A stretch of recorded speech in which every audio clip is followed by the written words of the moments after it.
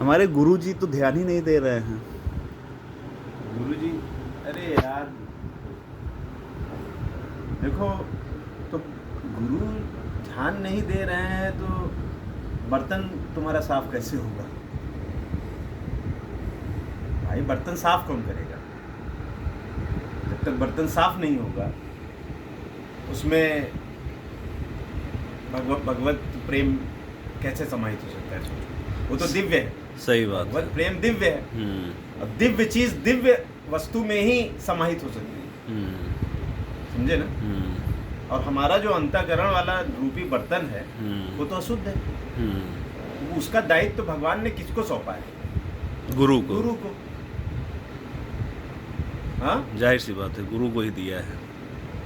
तो ये गुरु की रिस्पॉन्सिबिलिटी है कि भक्त के बर्तन को टाइम टू टाइम सफा करते रहे, देखे, और अगर उसमें थोड़ी भी गंदगी है, गंदगी क्या, जो काम वासना है, हम लोग भोग विलास चाहते हैं, संसार चाहते हैं, माया का जो आवरण पड़ा हुआ है, हाँ, वही सबसे अशुद्धता का कारण है। बिल्कुल। जो हमारा बर्तन को जो हम थोड़ा साफ करते हैं, थोड़ा आज जो है थोड़ा हमने भगवान की आराधना की, कल फिर उसी माया में चले गए तो फिर बर्तन गंदा हो गया। तो वो गुरु ही, भगवान ने मतलब गुरु को ही ऐसी रिस्पॉन्सिबिलिटी बनाई, मतलब दिया है कि जो अपने शिष्यों को इस राह पे ले चले जिससे कि उनका बर्तन साफ हो सके। और जैसे ही गुरु ये देखेगा कि बर्तन साफ हो गया है, अब इसमें जो है भगवान की स्वरूप शक्ति डाल के इस बर्तन को दिव्य कर दिया जाए। मतलब कि अंतःकरण शुद्ध करने के रोल में गुरु का सर्वोपरि रोल है। गुरु का ही भाई, डायरेक्ट भगवान से तुम बात कर लोगे क्या? नहीं नहीं। आखिर ये बिजली चल रही, फैन चल रहा है, तो डायरेक्ट फैन चल रहा है कि तार लगाते हो बोर्ड में? नहीं, बोर्ड में तार कनेक्शन देना पड़ता है। कनेक्शन देना पड़ता हाँ, है। बिल्कुल देना पड़ता तो है। गुरु वही कनेक्शन का काम करता है भाई। बिजली घर से तो बिजली दे दी गई, हाँ बिल्डिंग में, हाँ लेकिन बोर्ड लगाओगे हाँ। तो फैन चलने लगेगा, वैसा तो है नहीं। नहीं। फैन से बोर्ड के बीच में एक तार लगाना पड़ता है, तब जाके वो करंट पाक के फैन चलता है। हाँ, इधर से फैन को, बस उधर वो से बोर्ड करंट को। देने का काम गुरु का है। बिल्कुल। वैसे तो इस संसार रूपी जो सागर है, भव सागर है, इसमें व्यक्ति के पास टाइम ही नहीं है कि खुद से जाके भगवत भजन करे।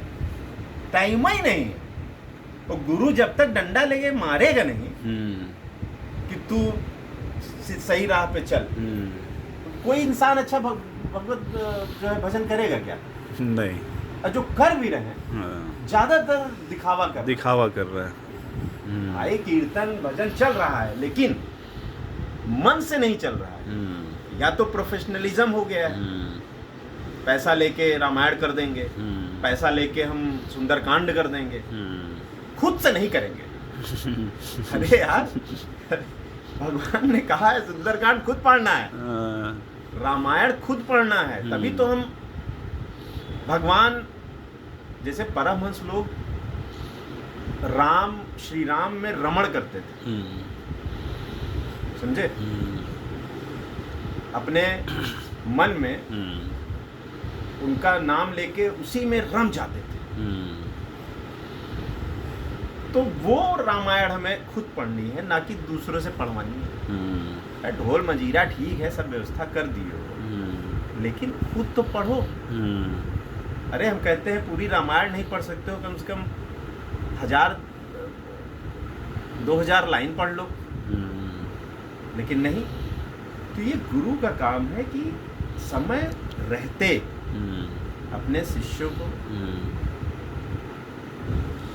चेताए, सही मार्गदर्शन दे। सही जो मार्ग है, भगवत मार्ग पे तुम चल रहे हो, नहीं चल रहे हो, या क्या कमियां हैं जिससे कि तुम जो है अपना बर्तन साफ कर लो। होता क्या है कि गुरु बना लिया हमने, आजकल तो सब गुरु बना ले रहे हैं, बैठे हुए हैं, कान फूंक देते हैं, दीक्षा ले लेते हैं, गुरु बन जाता है। हाँ, उसके बाद क्या? उसके बाद क्या क्या गुरु हमारा ध्यान दे रहा है? हम तो अपना लगे हुए हैं, चलो भगवत भजन में, लेकिन हमसे जो गलतियां हो रही हैं हम किससे जाके कहें? जो आज हजारों लाखों की भीड़ में जल छिड़कने से दीक्षा हो जा रही है, हो जा रही है कि नहीं हो जा रही है? या वहीं से मंत्र मार दिए दीक्षा हो गई, स्टेज से दीक्षा हो गई, सब कुछ हो गया, लेकिन हमको ये कैसे पता चलेगा कि हम जो है सही मार्ग पे चल रहे हैं? हमें गुरु की शरणागति जब तक नहीं मिलेगी तब तक हम 100% इस माया रूपी संसार से लड़ नहीं सकते। बिल्कुल। हमारा मन आज लगा है, कल फिर भटक जाएगा।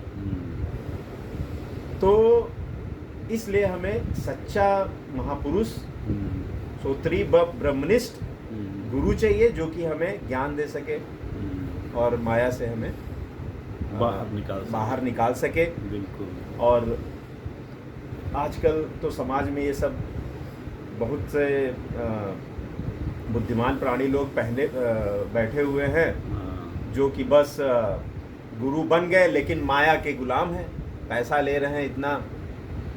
मैं ये नहीं कह रहा हूँ कि आप मतलब दक्षिणा मत लीजिए, दक्षिणा अलग चीज़ हो गई, लेकिन डिमांड हो रहा है 15 लाख, 20 लाख, 50 लाख। ये सब क्या है? गुरु को माया से क्या मतलब? गुरु जो खुद माया का गुलाम है, वो अपने शिष्य को कैसे मतलब माया निवृत्ति करा सकता है? सबसे बड़ा सवाल ये है कि खुद जो है माया के पीछे भाग रहा है। फोन करो, गुरुजी मिलना चाहते हैं, अरे नहीं नहीं आज हमारा क्लास है। टीचर है कहीं पे, अरे गुरुजी हमको मतलब थोड़ा सा मार्ग में लग रहा है कि त्रुटि हो रही है भगवत भजन में, तो आपसे थोड़ा वो चाहिए था, मार्गदर्शन चाहिए था। अरे नहीं नहीं मेरा भागवत है, बाद में बात करना। मतलब शिष्य पहुंच ही नहीं पा रहा गुरु के पास। तो सच्चा गुरु मिलना सबसे बड़ा चैलेंजिंग टास्क है इस धरती पे, संसार में। और वो बहुत मतलब सौभाग्यशाली है जो जिसको सच्चे महापुरुष, सच्चे गुरु का साथ मिला और वो आगे बढ़ा। लेकिन हाँ, एक बात है कि गुरु और भगवान में अंतर भी नहीं समझना चाहिए। ना तो गुरु में कोई मतलब वो देखो कि भाई गुरु ये पार करा पाएगा कि नहीं करा पाएगा, क्योंकि भगवान ने अपनी सारी शक्तियां गुरु को दे दी है। ठीक है, और गुरु फिर वही अपनी शक्तियों का इस्तेमाल करके अपने शिष्यों का अंतःकरण शुद्ध करता है, फिर भगवत भजन के मार्ग पे चलने की प्रेरणा देता है, और उसके बाद स्वरूप शक्ति डाल के अंतःकरण शुद्ध होने के बाद अपने आप जो है भगवत प्रेम मिलता है, उसके बाद भगवत प्राप्ति हो जाती है। खत्म। यही है गुरु का जो है काम।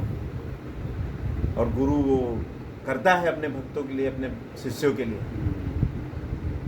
तो मेन मकसद ये भी है कि हमें गुरु की तलाश भी नहीं करनी चाहिए कि कौन गुरु अच्छा है वही ढूंढे, ऐसा नहीं है।